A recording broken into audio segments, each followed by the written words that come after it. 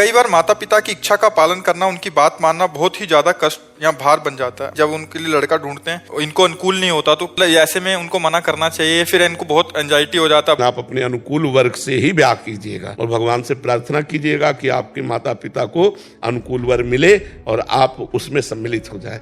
इसमें माता पिता का दुख इस समय देखने लायक नहीं है, क्योंकि मान लो आपने अपनी जबान बंद रखी और आपके मनोनुकूल बात नहीं पड़ी और आप निर्वाह नहीं किए, तो उस परिवार का तो आप उजाड़ कर देंगे ना। क्योंकि आपका मनोनुकूल पति नहीं है तो आपका व्यवहार उसके अनुकूल नहीं, तो पूरा परिवार बिगड़ जाएगा ना। महाराज जी, पर कई बार वो ऐसे उम्मीद करते हैं कि मैं करूं, उनकी बात मानूं, नहीं तो वो। तो आपको भी देखना चाहिए कि कुछ माता पिता की उम्मीद में आप अनुकूलता अपनी छोड़ सकते हैं कि नहीं। थोड़ी देर के लिए सच धस के गोरा पीला कोई आ गया, लेकिन उसके आचरण, उसका स्वभाव ये तो पता नहीं चलेगा। ये तो भगवान के ऊपर छोड़ा जाता है। तो कुछ भगवान के ऊपर छोड़ दो और कुछ अपनी बात देख लो।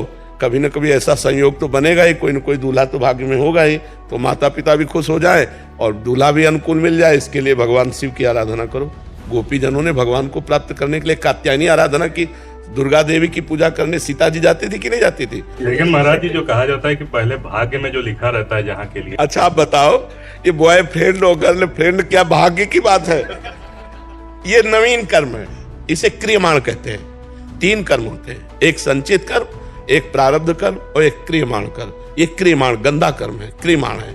ऐसा कभी शास्त्रों में नहीं लिखा रहा, ऐसा कभी हमारी समाज में नहीं रहा।